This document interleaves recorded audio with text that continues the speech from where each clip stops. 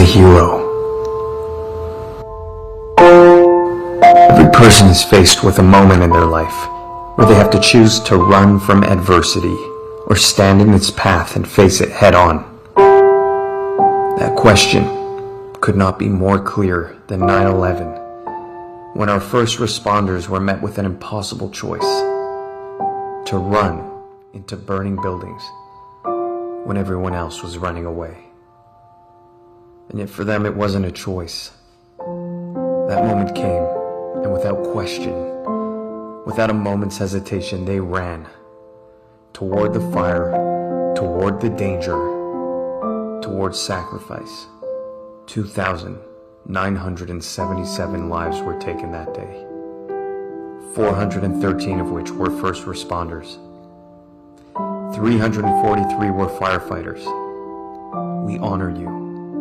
60 were police officers. We honor you. 8 were emergency medical technicians. We honor you. And the rest, 2,564, were mothers, fathers, daughters, sons, brothers, and sisters. In a day of tragedy, we saw more clear than ever what it means to be a hero. And we will never forget. God bless their sacrifice. And God bless America.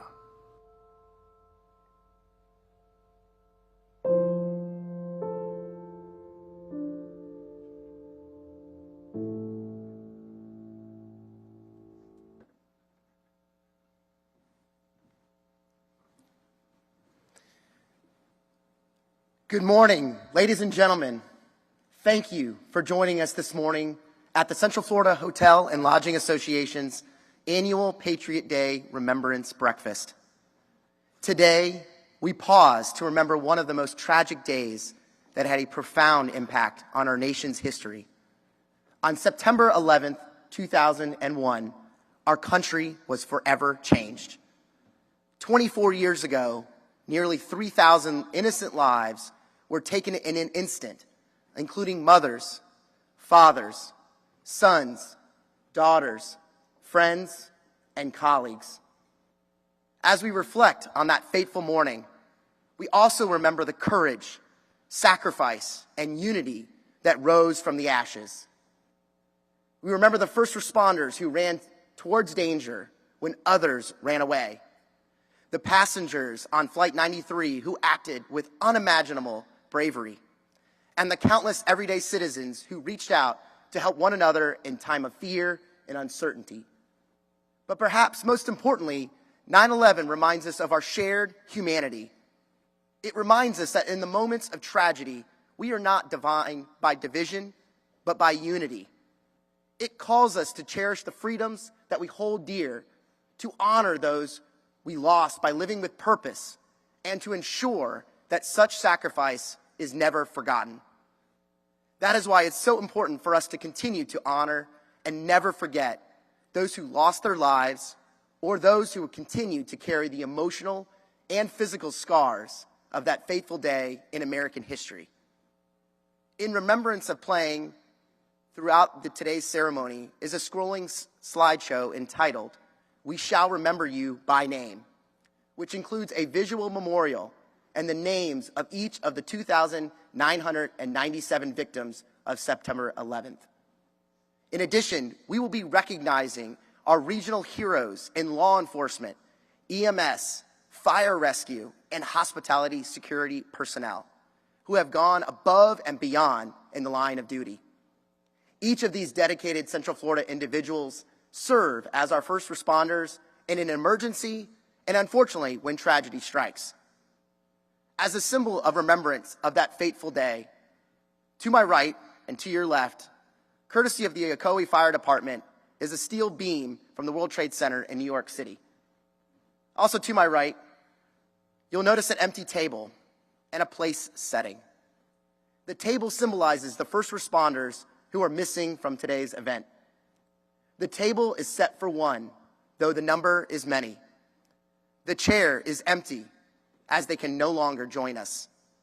The tablecloth is white, symbolizing the purity of their intentions to serve their communities. The candle is lit, symbolizing their spirit to serve. The glass is inverted. They cannot drink nor toast with us on this day.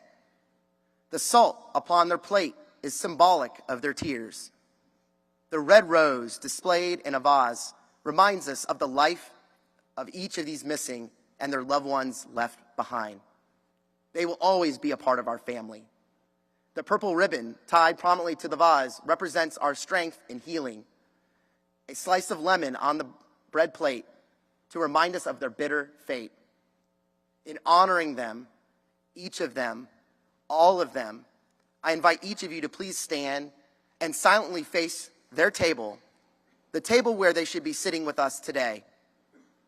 Together we stand in silence in their absence.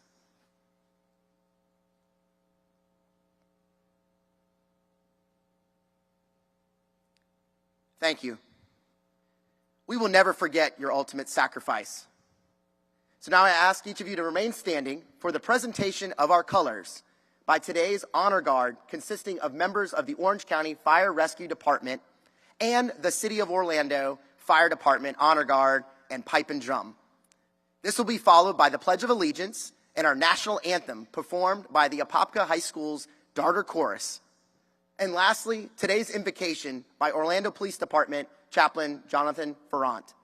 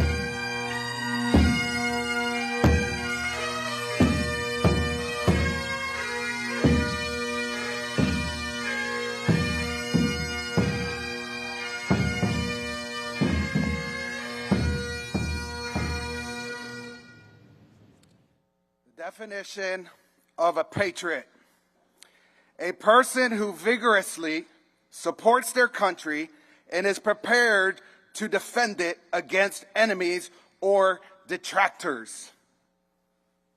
On September 11th, the enemy's plan attacked, but the enemy's plan did not prevail because we are patriots and we stand together under God. Therefore, we are victorious and united. Let us turn our attention unto the Lord, the protector of our great nation. Father God, we stand before you today, not as a defeated nation, but as a victorious nation. We ask you, Lord, that today we would unite, that we would continue to build a stronger America. You promise in your word in 2 Corinthians 1:4, you comfort us in our troubles so that we can comfort those in any trouble. And so we pray today and we confess our need of God as we face many new types of enemies in warfare. We need the Spirit of God. And this event reminds us of the brevity of life. We never know when we might be called into eternity.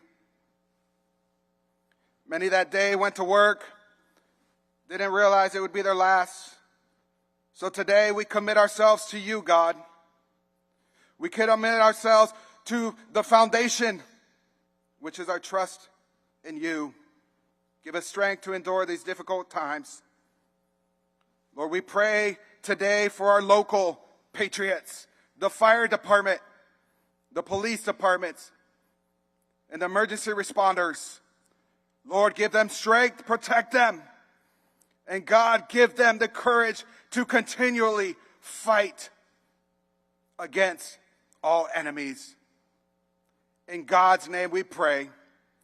Amen.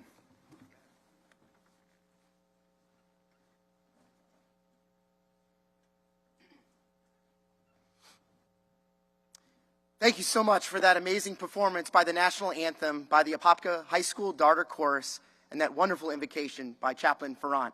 You may now be seated. And yes, of course, please give them a round of applause.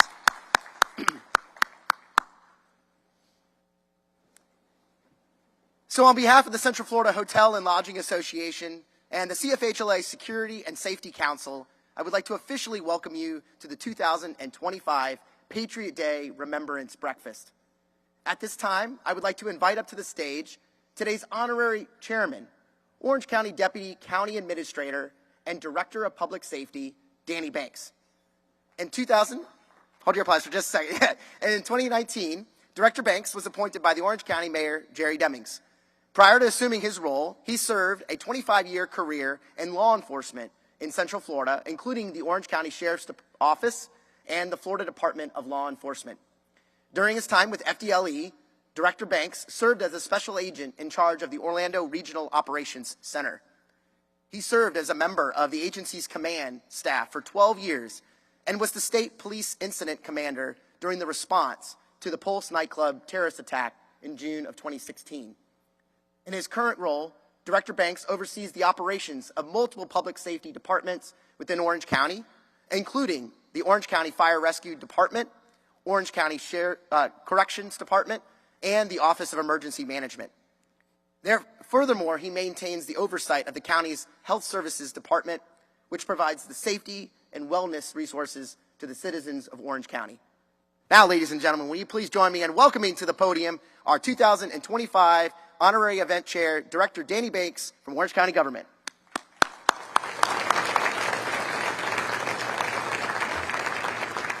Good morning, everyone. First, I need to apologize. They sent the long version of my bio. Thank God they didn't include my discipline file. We'd have been here all morning. But thank you for allowing me the opportunity. I realize there are many people in this room who are accustomed to giving this type of address to this type of group. So I'm honored that I have the opportunity to speak to you for just a few minutes this morning. I want to open by offering our collective special thanks to the Central Florida Hotel Lodging Association. They have hosted this special event for us every year. And please join me in thanking them for again hosting this event, recognizing our first responders. Today's event is meaningful, it's needed, and it's especially important to the public safety personnel in Central Florida. For all of us, today is a special but solemn day, the anniversary of the worst terrorist attack in our nation's history. As we all know, 343 firefighters, 71 police officers, 55 members of our military at the Pentagon died on that day, and hundreds of more first responders have died from their injuries since that day. In the span of just a few short minutes, our nation suffered the most tragic loss of public safety professionals ever in its history. Many members of America's current public safety force were not even serving at that date, September 11, 2001. But there are many of us in this room who were. And like you, I remember exactly where I was when the terrorist attack began. And like you, I remember my immediate thought when I saw those first towers go down was the hundreds of lives of public safety personnel that I knew must have perished at that moment. We will always remember, and we will never forget. But in addition to the uniformed first responders who died that day, I am thankful that our nation also remembers the other heroes who sacrificed themselves for others. 24 years later, it's important that we speak about the heroic act of American citizens, civilians, who impulsively thrust themselves into the role of hero that day. When they drove themselves to work or boarded that plane that morning, they had no expectation of heroism cast upon them. Yet a few short moments later, 40 passengers and crew members on board United Flight 93, and hundreds of civilians at the World Trade Center and at the Pentagon became heroes, choosing to take deliberate acts to save others and to defend our nation. Their actions worked. It's important that we never forget the actions of those men and women as well. Like our first responders, they too are heroes. Amidst our sadness in recalling the events of that day, you'll also notice something unique amongst our current public safety personnel. We are smiling.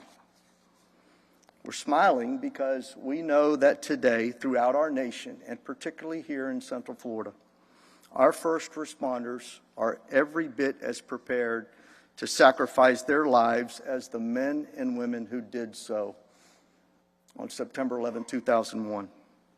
In fact, because of our brothers and sisters' sacrifice, today's first responders are better trained, better equipped, and have equally as strong a commitment to take immediate heroic action in order to save others.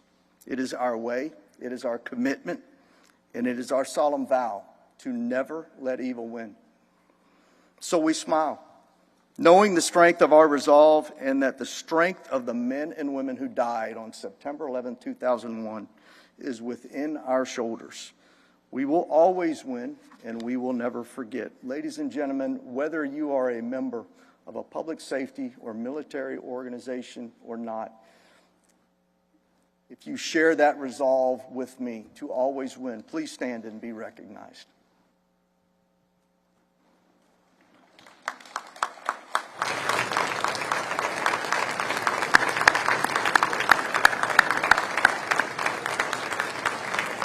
Thank you for allowing me. Thank you very much. Again, I thank you for allowing me the opportunity to welcome you all this morning. I look forward to joining you all in recognizing some of our local heroes in just a few minutes. God bless you all, and thank you again.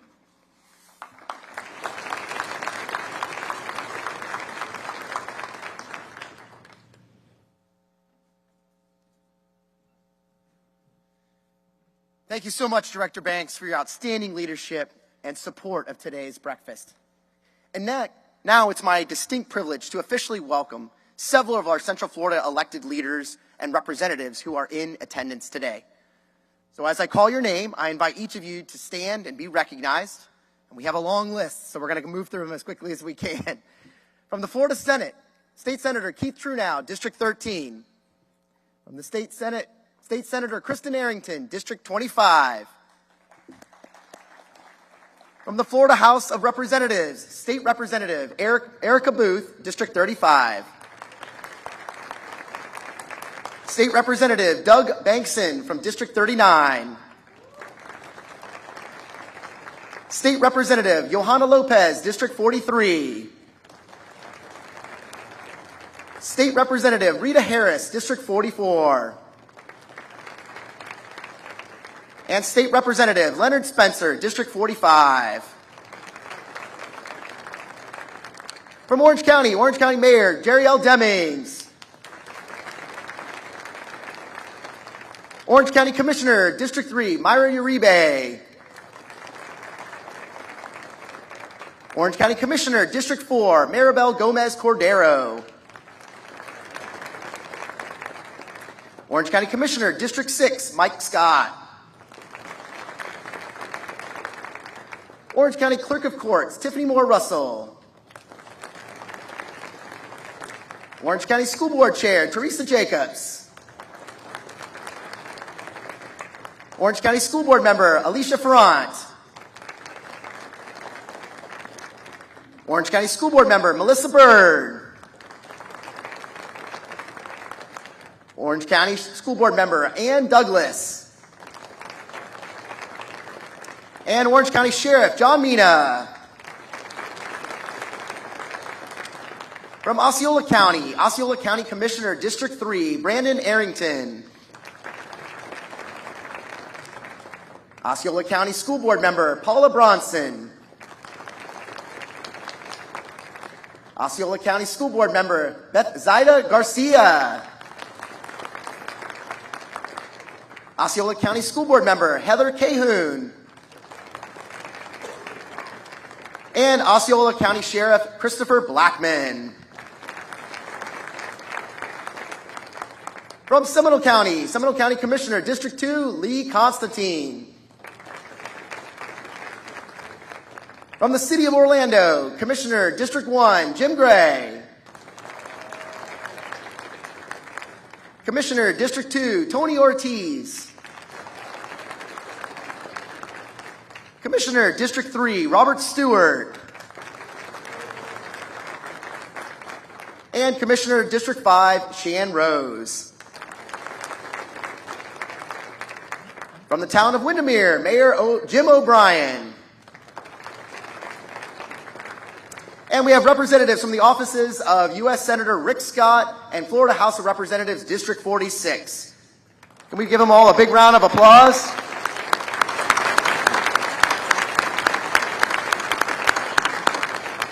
Now, I think I got everyone, but if I missed any elected officials, current or former, would you please stand so we can recognize you this morning?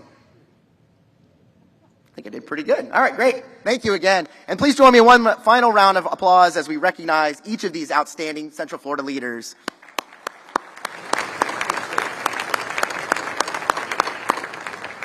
So now, at this time, I would like to introduce today's Master of Ceremonies, a well-known journalist for more than 20 years at the anchor desk and in the field covering the biggest stories in the nation and across Central Florida. Please join me in welcoming for the third year in a row from West 2 News, Nancy Alvarez.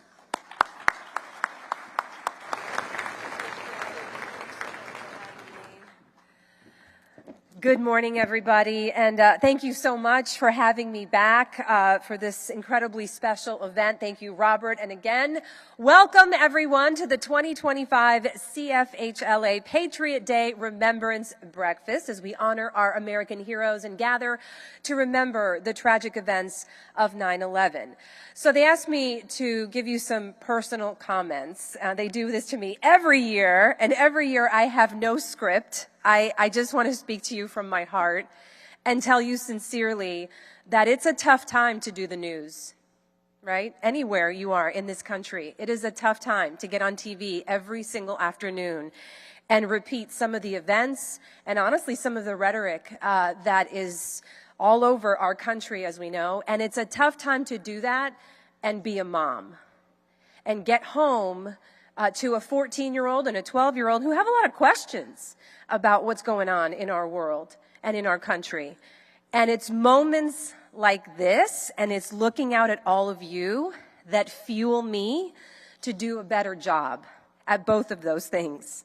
Because what I see in this room is courage and patriotism and unity and a beautiful community that comes together, not just at this event, but we do it all the time here in Orange County. And I'm just so proud to be a part of this community. I'm so proud to be here in front of all of you. I thank you from the bottom of my heart for your service and for allowing me to tell this story, right? Today, we can all go home and tell our kids what we heard here today and what we saw here today and the bravery and the stories. And that is so important now more than ever.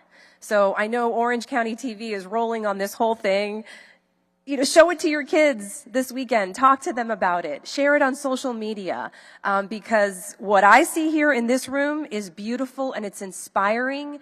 And I thank you. I thank you for fueling me, you know, with that so I can do a better job, most importantly, of being a mom in these times with kids with a lot of tough questions. So thank you.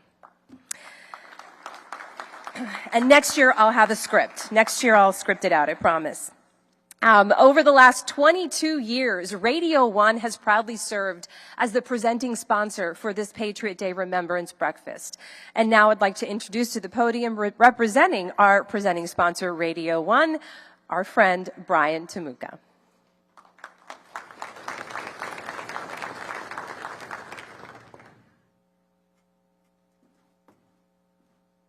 Thank you, Nancy. Good morning. And thank you, CFHLA, for hosting.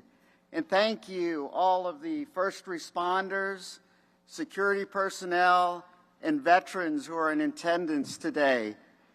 It's a great honor for our company to be part of this because we provide integrated voice, video, data, access control, and command center communications to help enterprises be safer.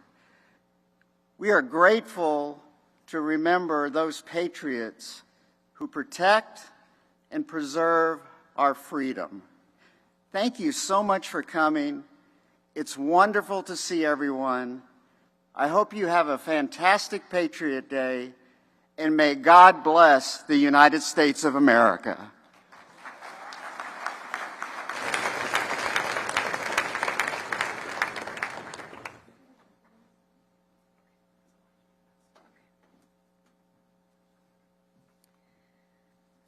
Okay, thank you so much, Brian, for your continued support of this important community breakfast. Now, additionally, please allow me to thank the following Heroes Table sponsors featured on the back page of the program who have generously donated tables for today's honorees and our local first responders. We couldn't do this event without them. This includes Advent Health Orlando, AT&T, Central Florida Marriott Business Council, Crete Building Services, EDS Service Solutions, Elevated, Elite Wireless Group, LLC, Florida in Motion Realty, Greenery Productions, Hyatt Regency Orlando International Airport, PCPI Services, Tecta American Southeast, TRS Wireless, and Wyndham Lake Buena Vista Disney Springs Resort Area. So let's give them an applause.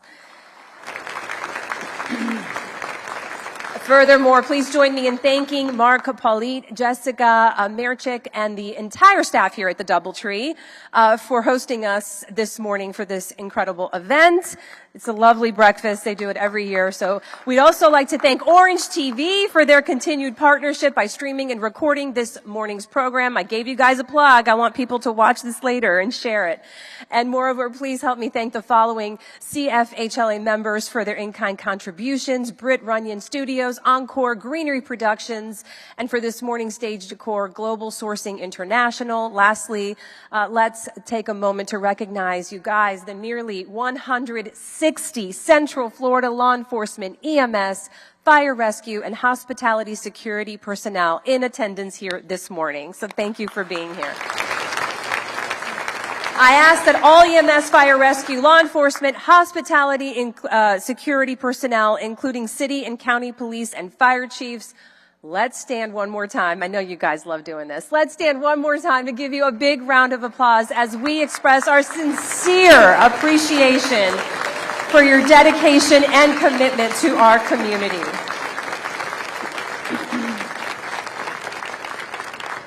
So this year, our judging panel had the very challenging task of reviewing nominations and selecting only one individual or team per category. While we were unable to award everyone, we would like to take a moment and recognize all the dedicated first responders who were nominated. Yeah, so if you are here today, please stand at this time so we can recognize each of you.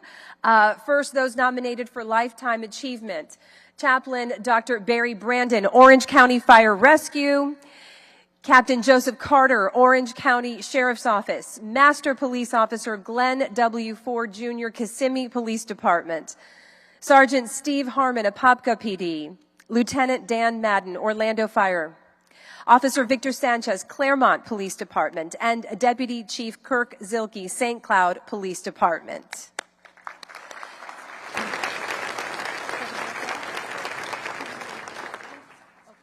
All right, and we are going to continue with our list of all those that we are recognizing this morning after we have breakfast. But right now, we want to take a break from the program and do something very important, really what this morning is all about, as we remember the moment the North Tower was struck by American Airlines Flight 11. So at this moment, I'd ask for you all to join us in a moment of silence.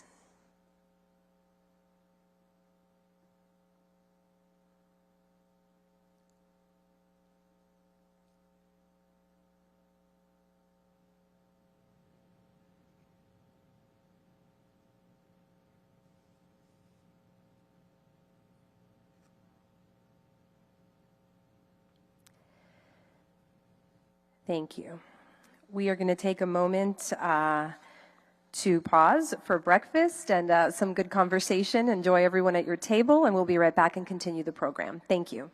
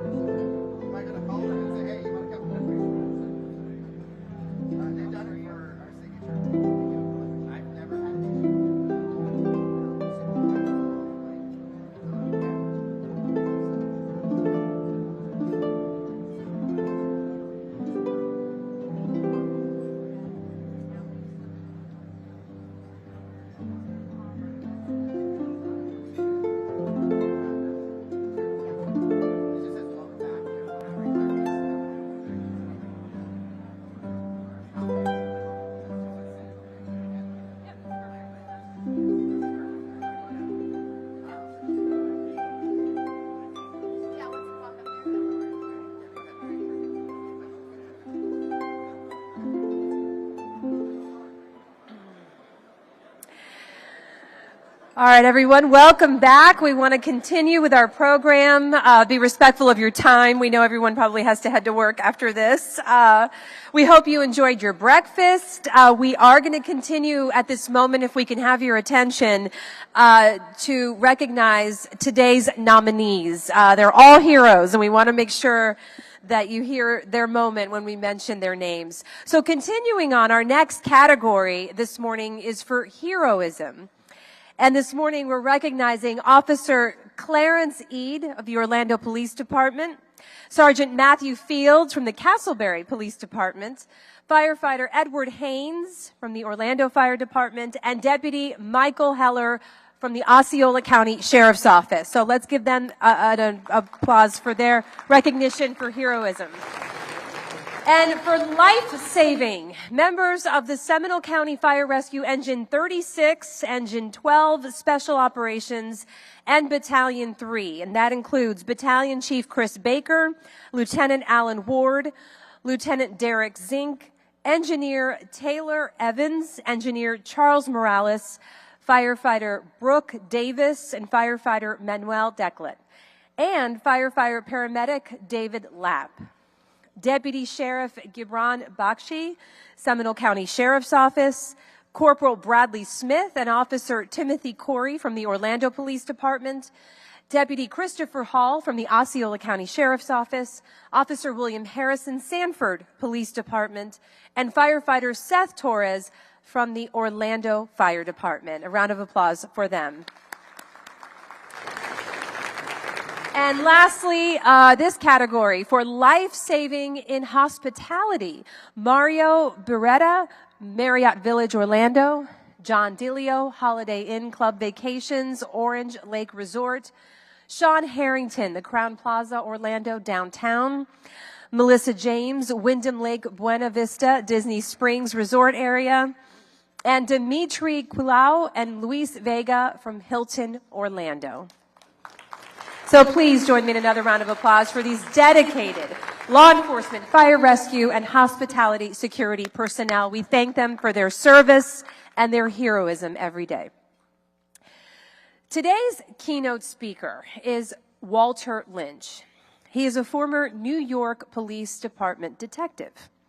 Walter began his law enforcement career in 1986 as a New York City patrol officer and quickly advanced to the rank of detective first grade. In 2016, he became a detective with the Office of the New York State Attorney General and is currently the detective supervisor for the Office of Special Investigations. On that fateful day, Detective Lynch was at home when the planes struck both towers. He would then go on in the coming days to assist with search and rescue efforts and eventually search and recovery efforts. Ladies and gentlemen, it is my great honor to introduce to the stage Detective Walter Lynch.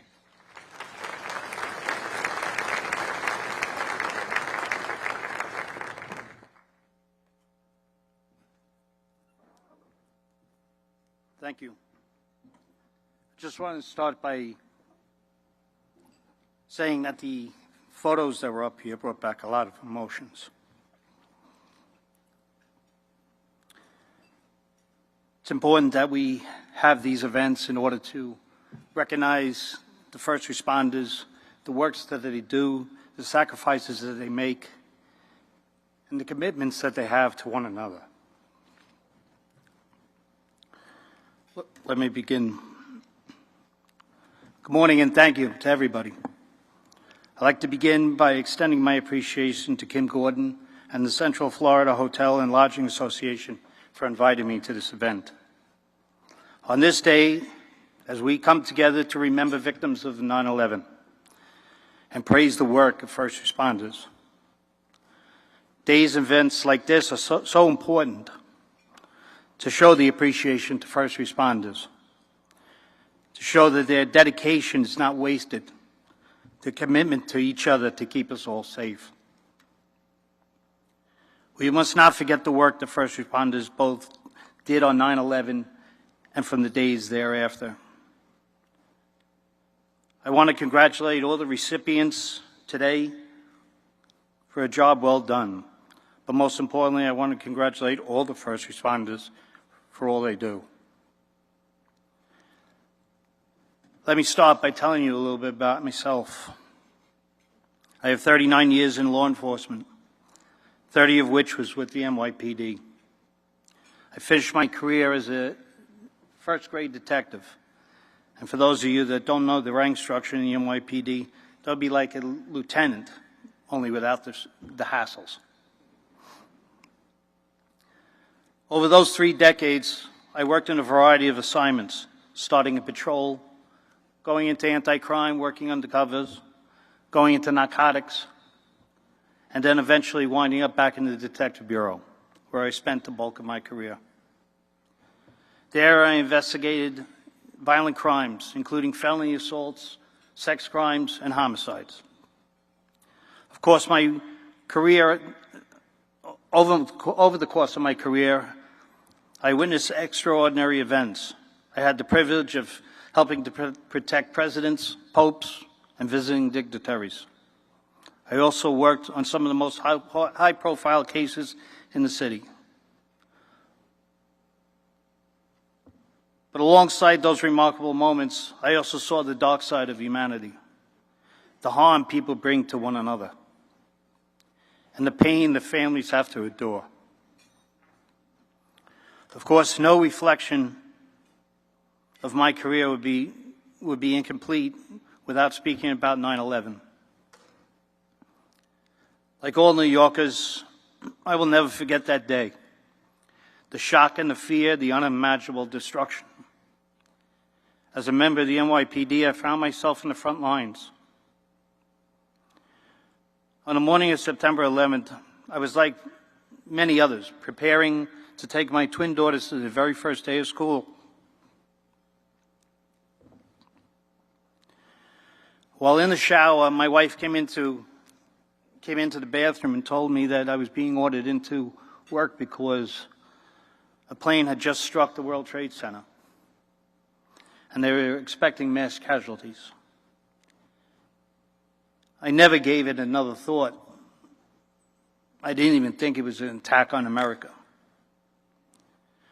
While preparing the dress, I turned on the TV, and I observed what I thought was a replay of the first plane striking the World Trade Center. To my surprise, it was the second plane striking the World Trade Center, the South Tower. While driving into my command, I was listening to the news, trying to gather as much information as I possibly could, so I was somewhat prepared. I learned about the Pentagon, and they said that there was another plane missing. That one landed in the fields of Pennsylvania. At that point, it was pretty obvious that the day had just gone from bad to worse. Once I arrived at the command, I jumped into the first vehicle. As you can imagine, the chaos and running around that was going on, but I jumped into the first vehicle that was available, and I headed down to the World Trade Center. As I was driving down the West Side Highway, you could clearly see that the North Tower was on fire.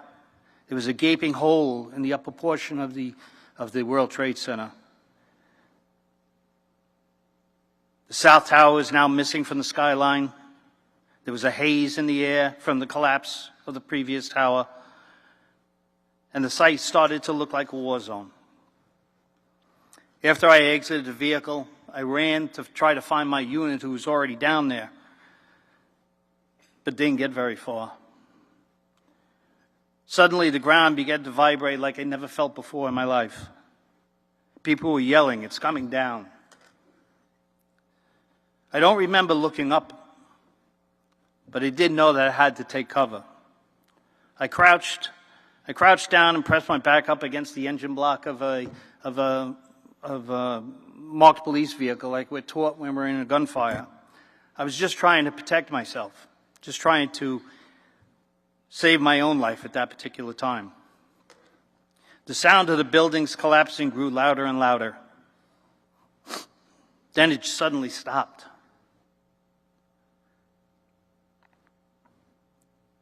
The darkness and the debris overwhelmed me. Ash was flying through the air.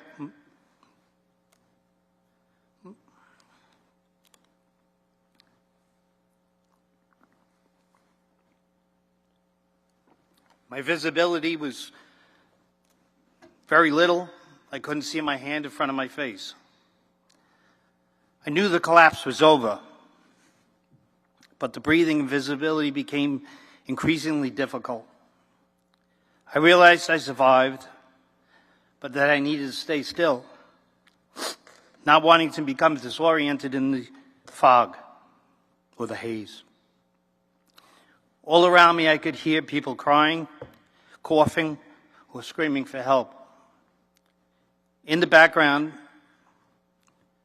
I heard audible beeping alarms. I later learned that those were from the oxygen tanks that the firefighters and emergency service workers who had perished that day during the collapse. As the air began to clear, I noticed emergency lights in the distance, and I knew that I had to begin to move. I walked towards those emergency lights that were flashing and never lost sight of them. I walked away from the collapse. The further I walked, the better off I was. I was able to get into some clear air, and then suddenly, without notice, someone came up to me and washed my face off, poured water to clear my eyes. When I finally got my composure, I began helping people with head injuries, broken bones, anybody that was walking and able to move. We walked them over to the Hudson River. Over there, that's where they had ferries set up so that they could do triages and then bring them over to Jersey, over to the hospitals over there. You have to understand, at this point, the city was on complete lockdown. Planes were grounded, trains were halted in fear of additional collapse. The only way out of the city was on foot. With the World Trade Centers 1 and 2 collapsing, the remaining 3, 4, 5, 6, and 7 were doomed as well. They were either destroyed in the initial collapse or they later fell due to uncontrolled fires and falling debris. Access to the World Trade Center pile was not feasible because there were still ongoing fires. After being checked out during the course of the day, I returned to my command. When I arrived back there, everybody just greeted each other with hugs. Very few words were spoken. There was an eeriness about the attacks. It was as if we all understood what just happened, and we were just simply happy to be alive.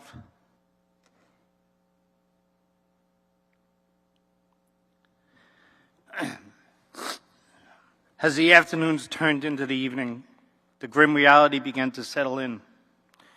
Reports of the body counts started coming in, estimated ranging from 1,000 to 5,000. The scale and the tragedy was overwhelming. And what we all witnessed hung over us. As hours turned into days, the NYPD turned to 12-hour mandatory tours, which often turned into 14 or 16-hour tours. There were no days off. And eventually, when you did get the day off, it was usually to attend a funeral for a first responder. The work was exhausting, both physical and emotional. But we all understood the importance that it was to bring to the city as well to the victims. Following the days that we were assigned, the following day we were assigned to what was known as Ground Zero, or the pit, or the pile. As you can imagine, there was no time for reflection. The clock was racing. We were only trying to find whoever we could that was still under the pile. We began what was called the bucket brigade, digging wherever we heard noise. Often we would hear banging coming from what we were hoping survivors, only to be heartbroken because we found nobody. Cadaver dogs were brought in to help find the buried remains. Those poor dogs, they came off the pile with burns and cuts to their paws. Cameras were lowered into the rubble, thermal imaging for thermal imaging, but the fires burning beneath the fire frequently interfered. With the fires continuing to smolder for approximately 1 month, we consistently dug in constant danger that the pile was going to shift or that the surrounding buildings were going to collapse. The search for the survivors continued for about a week before they transitioned into full recovery. Heavy equipment was brought in to begin moving more than 175,000 tons of steel, and all the while being sensitive to the vital task of recovering human remains. The scale and destruction was staggering, and the weight and responsibility was on every first responder was immense. In the immediate aftermath after the attacks, detectives were assigned to the New York City morgue. Temporary morgues were set up in buildings around the World Trade Center to receive recovered remains before they were moved for forensic examination and identification. Over time, the New York City Medical Examiner's Office became the central location for extensive and continued identification efforts. Even today, 24 years later, DNA continues to advance in identifying victims. In fact, just last month, 3 victims were identified from the attacks, bringing the total to 1,653 of the 2,977 who perished that day. Just imagine, 1,324 people are still unidentified. In total, 22,000 body parts were recovered from the World Trade Center, which included limbs, hands, feet, bones, many of which still go unidentified. These numbers are staggering, but they represent the painstaking efforts and dedication of humanity of every first responder, detective, and medical examiner involved in this long and difficult process. Detectives were also assigned to the Freshkill landfill in Staten Island, which was considered to be the world's largest landfill. It closed earlier that year, in 2001, but was reopened specifically to serve as the site for the recovery of the World Trade Center debris. Over a 10-month period, the landfill over the last 10 months, the landfill processed 1.8 million pounds or tons of wreckage. Detectives sifted through that rubble, looking for human remains, additional evidence pertaining to the attacks, and identification of victims. Dressed in Tyvek suits and additional safety gear, we physically used rakes, conveyor belts to comb through the debris. All while in the distance, watching the landfill's gases escape from the release into the air, which served as a constant reminder of the hazardous and overwhelming environment that they were involved with. The cleanup of the World Trade Center took 18 months. It finally concluded on May 30th, 2002. It was physically exhausting and emotionally taxing operation. But every effort was crucial to bring closure to the families and to aid in the investigation. The first responders' immediate response marked heroism and as well as sacrifice. First responders from the NYPD, Port Authority, FDNY, along with other agencies, responded to the attacks within minutes of the first plane striking the North Tower of the World Trade Center. Officers worked to evacuate civilians, establish perimeters, and assist firefighters. Operational and logistic challenges did exist. The 9/11 attacks revealed serious flaws in communication and coordinations among responding agencies. Different law enforcement agencies' services use incompatible radios, resulting in critical information delays and missed evacuation orders. Moreover, there was no unified command structure initially, creating confusion and redundant efforts. In response to these issues, the federal government mandated that the adoption of the National Incident Management System and the Incident Command System be put in place. Following the 9/11 attacks, Homeland Security Act of 2002 established the Department of Homeland Security, consolidating multiple agencies to enhance the coordination and intelligence sharing. Fusion centers were created nationwide to share in this intelligence between local, state, and federal agencies. Law enforcement agencies incorporated counterterrorism training, terrorism threat recognition, and active shooter training into their training programs. As far as officers' health and wellness, in the aftermath of the smoldering debris at Ground Zero and the landfill, which resulted in toxins being released into the air for months, if not a year, the attacks had long-term effects, health consequences on first responders who worked at Ground Zero and Freshkill landfill.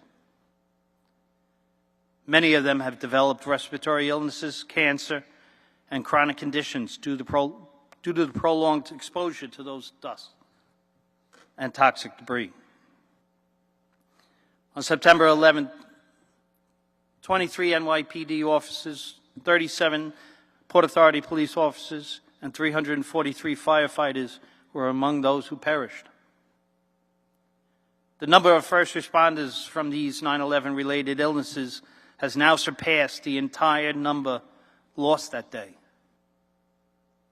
The numbers are only continuing to grow. In September, this month, the number of first responders and others who are stricken with 9/11 illnesses have now hit 50,000. That's documented by the World Trade Center Health Program. Psychologically, the first responders experience very high rates of post-traumatic stress disorder due to the attacks. Just in closing, I saw an article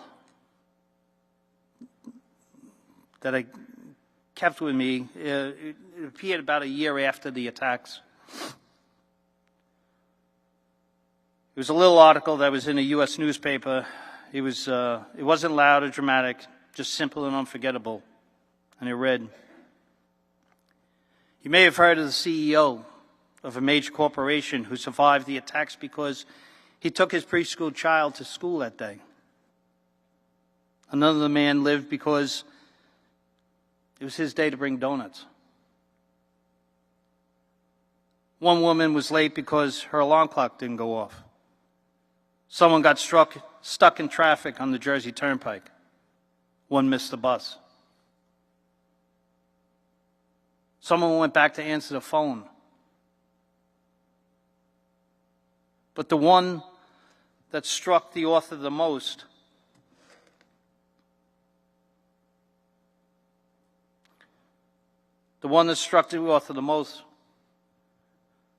was the man that bought the brand new pair of shoes. He had to stop at a pharmacy to get a bandage. That's how his life was saved." The author went on to say that now whenever I'm stuck in traffic, miss an elevator, go back home for keys, pick up a late call at the last minute, I stop and think, maybe I'm exactly where I'm supposed to be. Maybe God was telling me something. When I saw this article, I couldn't help but reflect about the first responders who didn't have that luck. Their selflessness that they showed that day to save others. There was a firefighter who did a mutual so that another firefighter could have off to bring his kid to school. There were first responders who left work that day only to return back to work, and they were never seen again. There was a police officer who was working overtime shift to make a little extra money to pay his bills. But instead, he paid an even heavier price. The off-duty officer who responded in from home when it was his day off. He didn't need to be there, but he was. The detective who was retiring that morning when he heard of the attacks and responded to the World Trade Center only to be killed. The thousands of first responders who have either died from toxins or all the others who are extremely ill. These responders didn't think of themselves. They thought about the victims of the attacks. They thought about the New Yorkers. They reacted to their training, and they responded without care to themselves. May God bless them, all the victims of 9/11, and all the first responders.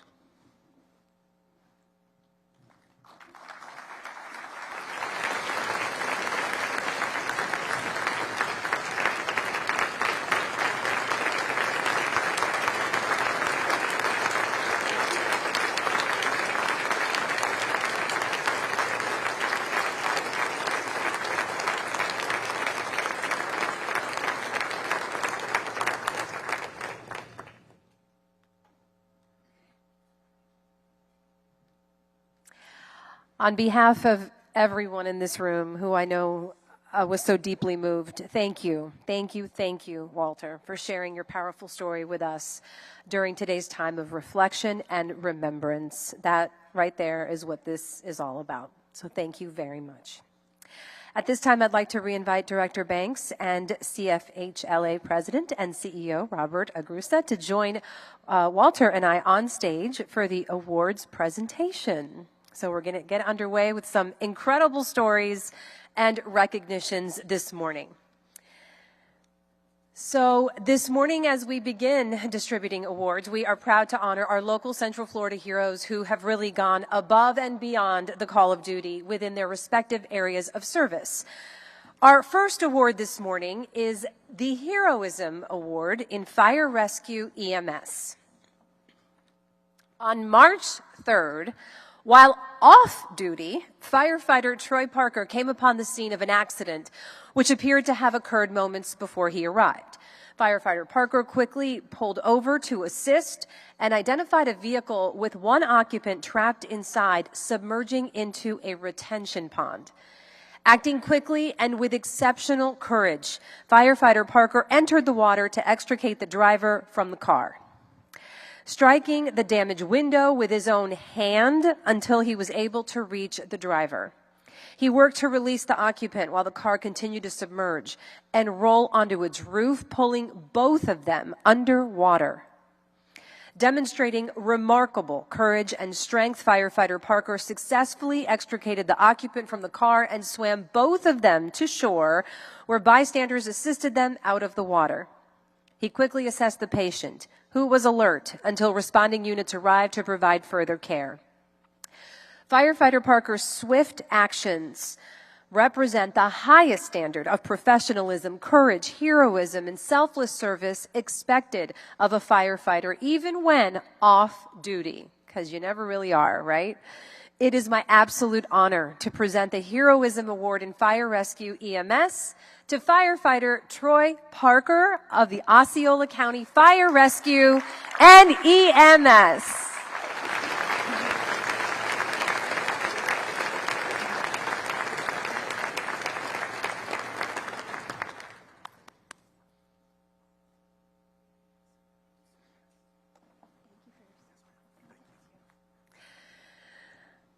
On April 12th, at approximately 12:27 a.m., Deputy Ronald Kalazewski responded to a call for service regarding a suspicious individual on the road.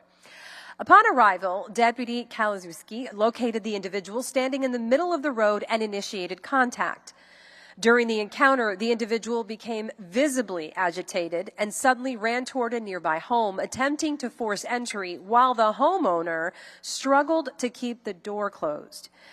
Despite the deputy giving multiple verbal commands to stop, the man ignored him. At one point during the interaction, the suspect turned toward him holding a firearm.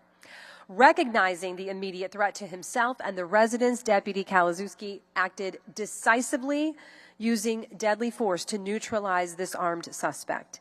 He then attempted life-saving measures, which were unfortunately unsuccessful. The deputy's swift and courageous response likely prevented serious harm or loss of life to the occupants of that house and the neighbors. It is my honor to present the 2025 Patriot Day Heroism Law Enforcement Award to Deputy Sheriff Ronald Kalazewski of the Lake County Sheriff's Office.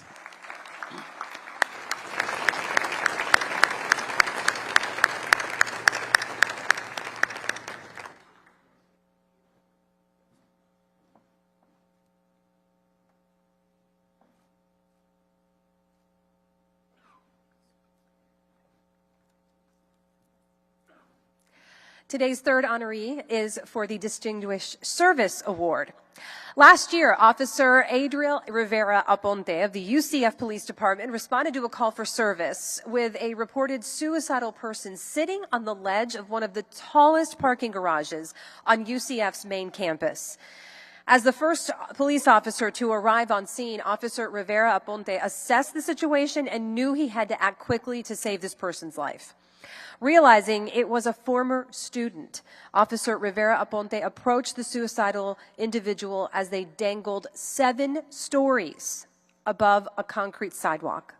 He communicated calmly and heroically, with confidence and a reassuring voice, that he was safe and that he didn't want him to hurt himself. Officer Rivera Aponte was able to successfully de-escalate the situation and put his own life in jeopardy as he simultaneously pulled the former student off the side of the garage. After safely moving the individual from the ledge and away from danger, Officer Rivera Aponte showed empathy and embraced this individual. He again reassured them that he would be safe and that everything was going to be okay. Officer Rivera Aponte later took the individual into protective custody and took him to a treatment facility where he was eventually reunited with his worried but grateful family members. Officer Rivera Aponte continues to contribute every day to making our hometown university, UCF, a safe place to learn and live, and his professionalism helps to make the UCF Police Department a great place to work. Additionally, Officer Rivera Aponte's dedication helps to make the UCF Police Department one of the most professional and innovative university law enforcement agencies in the country. It is my privilege today to award the 2025 Distinguished Service Award to Officer Adriel Rivera Aponte of the UCF Police Department.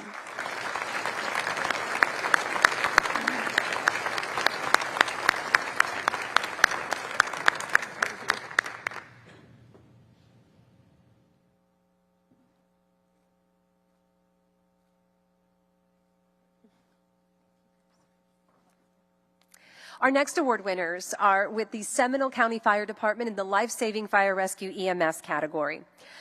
On the chilly morning in early January, multiple units responded to a high-priority call for a drowning victim offshore in Lake Harney. Dispatch indicated a dire situation as the caller was barely able to speak, audibly panicked, and dispatchers could hear splashing in the background, clear signs of an active and life-threatening emergency. Emergency telecommunications played a really critical role in the success of this rescue. Utilizing advanced mapping location software, they were able to definitively determine the caller's position in open water. The precise location information enabled responding units to focus their response and reach the victim without delay. Recognizing the urgency, Battalion Chief Persing requested the alert helicopter to respond and directed that incident location be updated to reflect the GPS plotting coordinates provided by dispatch. Upon arrival, he established incident command and coordinated all incoming resources. Airboat 42 was immediately launched with a 3-person crew, while Rescue 42 staged for patient care and transport. The helicopter was able to quickly and successfully locate the individual in distress who was found clinging to a sinking vessel. Fortunately, a nearby Good Samaritan in a civilian boat reached the scene before rescuers and was able to keep the victim's head above water. Working together, the Good Samaritans and the Airboat 42 crew were able to extricate the victim from the water. It was confirmed the victim was the sole individual involved and was found to be unresponsive and severely hypothermic, but alive. Airboat 42 immediately began rendering life-saving treatment, took the patient rapidly to shore where care was transferred and emergency transport was initiated under emergency conditions. After spending nearly a week in the hospital, the victim was able to walk out alive. This incident demonstrated the exceptional coordination between emergency telecommunicators, ground, air, and marine units, as well as collaboration with civilians. Plus, the crew's performance demonstrated the highest standards of teamwork and commitment to life safety.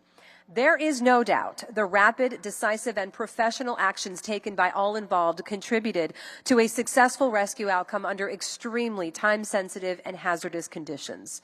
It's my privilege to award the Life-Saving Fire Rescue EMS Award to the team at the Seminole County Fire Department, including Battalion Chief Phil Persing, Lieutenant Grant Harris, Engineer Grady Scott, Firefighter Shane Degler, Firefighter Brandon Frosch, Firefighter Lee Johnston, Firefighter John Robinson, Firefighter Glenn Siracusa, Emergency Assistant Supervisor Brittany Schmeiser, and Emergency Telecommunicators Jonathan Flores and Zach Kaiser.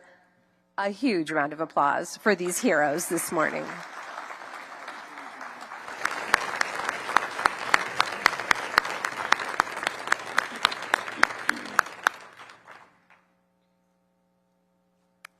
Congratulations. Thank you for your service, guys. Thank you, and congratulations. Our next award is for the life-saving law enforcement category. This morning, we will be honoring Officer Jonathan Casson of the Windermere Police Department for not only one incident, but multiple life-saving and heroic actions over the last year. In September, Officer Casson was the first to arrive on the scene of what was initially reported as a hit-and-run involving a Postal Service van. Upon arrival, he found the vehicle parked by a residence and observed the Postal Service driver lying partially outside the vehicle in medical distress. Officer Casson quickly assessed the scene and determined the driver was semi-conscious and breathing, but in urgent need of medical attention. He immediately requested fire rescue, remained on scene, and monitored the individual until paramedics arrived. It was later determined that the driver had suffered a stroke while driving, and Officer Casson's rapid response and composure under pressure likely contributed to a more favorable outcome. Later that same day, Officer Casson responded to a medical emergency at another residence. What a day he had. Upon arrival, Officer Casson was directed to a man who was found unresponsive and face down on a bathroom floor. Along with the help of two individuals on scene, Officer Casson carefully rolled the victim onto his back and found the individual had no pulse and was not breathing. Officer Casson immediately initiated CPR, performing chest compressions and directing a bystander to retrieve an AED. Shortly afterward, another officer arrived and continued compressions while Officer Casson assisted. When paramedics arrived, the victim was shocked with their AED and transported to the hospital. Officer Casson's decisive action and leadership at the scene were vital in initiating this life-saving treatment. I can't believe I'm going to talk to you about a third incident, but here we go. Yeah, lastly, Officer Casson responded to a third incident that involved a distressed boater at a local boat ramp. A small boat had become untied and drifted from shore with an adult and a child on board, neither of whom knew how to operate the vessel.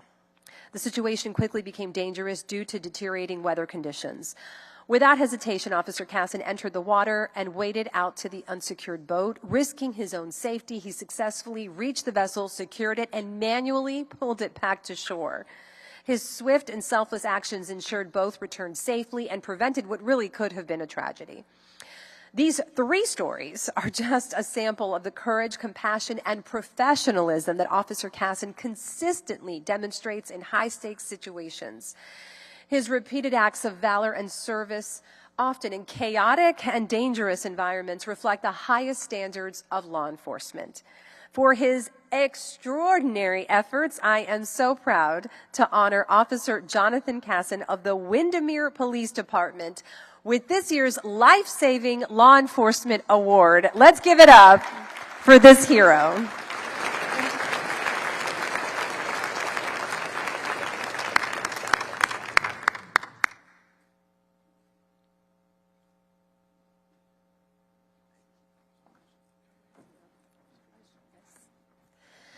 Our next to last award will be presented this morning, and it goes to Brandon Kopak, Gary Nunez, Marisabel Rodriguez, and Ciara Soto of the Holiday Inn Vacation Club, Orange Lake Resort for the Life-Saving in Hospitality Award. In early June, a report was received that a guest was in distress and had been injured. All 4 of these hospitality professionals responded immediately to the call and found the guest on the ground, bleeding significantly from the forehead and left knee. Jerry's quick thinking of swiftly applying pressure to the forehead wound with a gauze and ice pack, combined with the immediate actions of cleaning and wrapping the guest's left knee, provided crucial initial care. Despite the guest's initial refusal of medical attention and their inability to answer basic questions, the injured guest clearly indicated a potential head trauma. With a lack of awareness regarding their condition and the severity of the situation, Brandon promptly instructed Ciara to contact 911, while Marisabel expertly assisted with coordinating the emergency response. The collective, decisive actions of the team were later confirmed to be life-saving when the guest was diagnosed with an epidural hematoma. This incident truly highlights the profound impact of swift and coordinated security intervention in times of an emergency. Therefore, it is my privilege this morning to award the team at the Holiday Inn Vacation Club Orange Lake Resort, including Brandon Kopak, Jerry Nunez, Marisabel Rodriguez, and Ciara Soto, with the Life-Saving in Hospitality Award.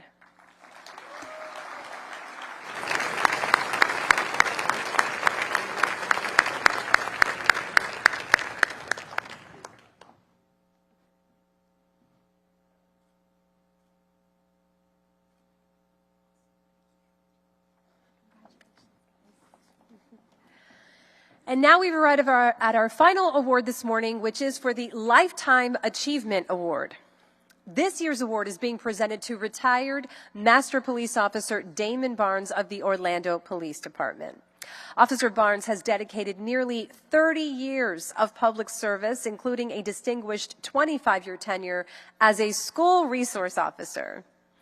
Throughout his career, Barnes has exemplified an unwavering commitment to fostering safe, supported learning environments while serving as a trusted mentor and protector of students across multiple educational institutions. MPO Barnes began his professional career not in law enforcement, actually, but in the field of education as a 6th grade science teacher. An encounter with the school resource officer introduced him to a unique and inspiring avenue within law enforcement, one that combined public safety responsibilities with meaningful youth mentorship. This experience ignited a profound passion, ultimately guiding him toward a purposeful career dedicated to both protecting and empowering young people.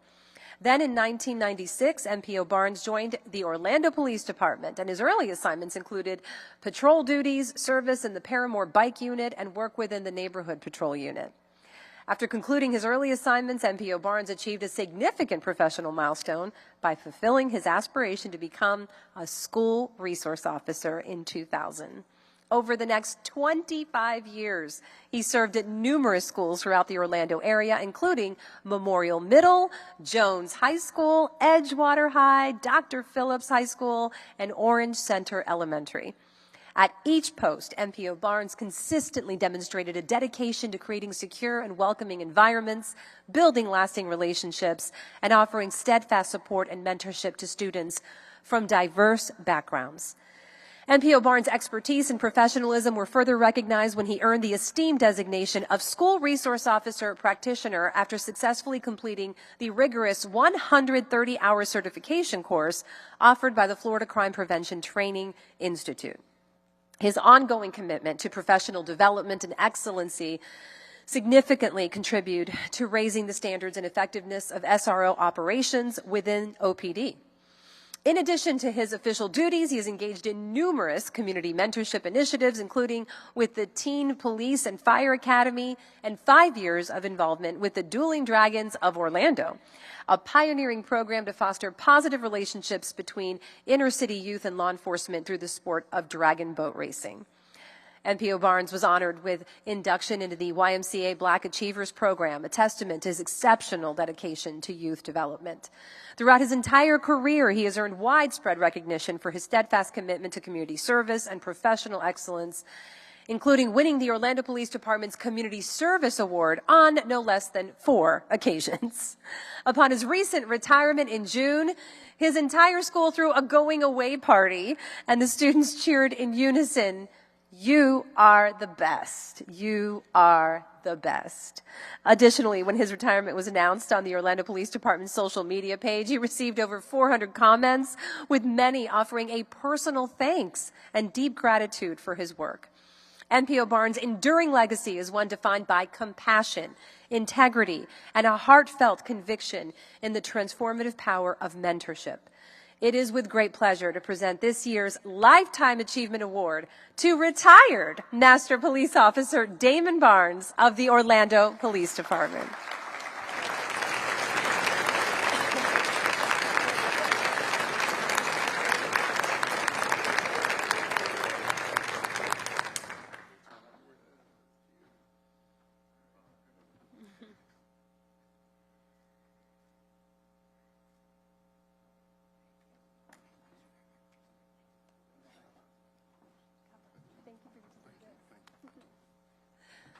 I hug all the school resource officers. I do that like at my kids' school. Like I just walk up and give them hugs. It's weird. I don't care. All right. Now, as we conclude today's award ceremony, let us remember each of these brave stories, which highlights bravery, heroism, and just how fortunate we are here in Central Florida, not just as residents, but as visitors as well. We are lucky to have such fearless men and women who are serving within the law enforcement and fire rescue community, who go well above and beyond the call of duty each and every day. So thank you to everyone who does this work day in and day out. I'd also like to take a quick moment to thank our 2025 Patriot Day Committee Chairman Bruce McDonald of the Hyatt Regency Orlando International Airport, our co-vice chair Jarrett Della Porta, Allied Liaison Steve Visingera and Jonathan Box, and the members of the Patriot Day Planning Committee for all of their contributions and efforts to making this another successful event. Without their dedication and support, this wouldn't be possible. May I ask really quickly for each committee member present this morning to stand and be recognized, because there's a lot of work that goes into this event. So thank you very much. All right, let's thank the entire staff here at the DoubleTree by Hilton at the entrance to Universal for once again hosting this wonderful community event. Thank you to Orange TV for your continued partnership by streaming and recording this morning's program. And lastly, thank you again to the following CFHLA members for their event in-kind contributions, including Britt Runyon Studios, Encore, Greenery Productions for this morning's stage decor, and Global Sourcing International. And once again, please join us in thanking our presenting sponsors, Radio One, for their continued support every year. And to close, I just want to invite back to the stage Robert Agrusa back to the podium for our closing remarks. Thank you, everybody, for having me again this morning. It's always a pleasure to be here. God bless every single one of you. Thank you for your service.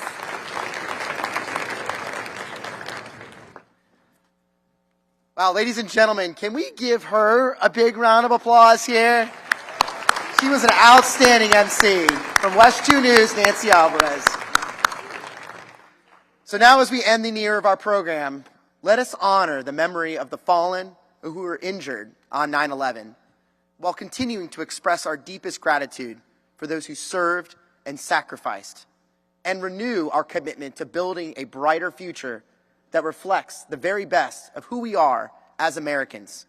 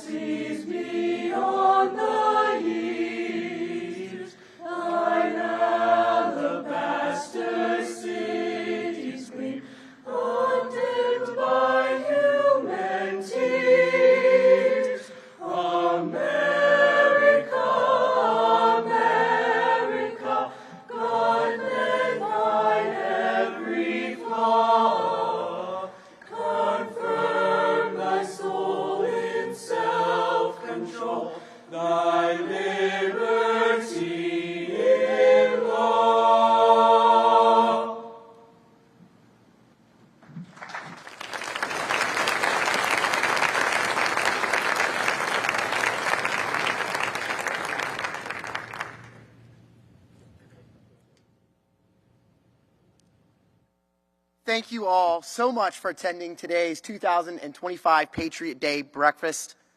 Let us never forget. Thank you.